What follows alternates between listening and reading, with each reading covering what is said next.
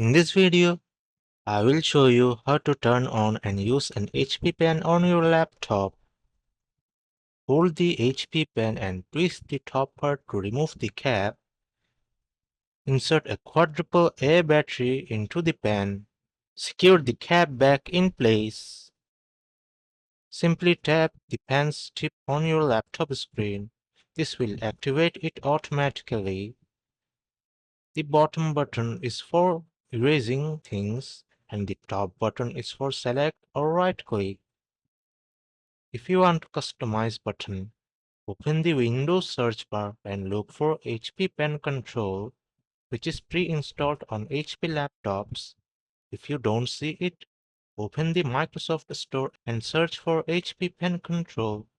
Install the app and open it. Click on a button to remap it to a different function like volume up, screenshot, or undo.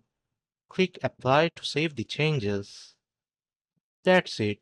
Now you know how to set up and use your HP pen. If this video helps, like, share, and subscribe.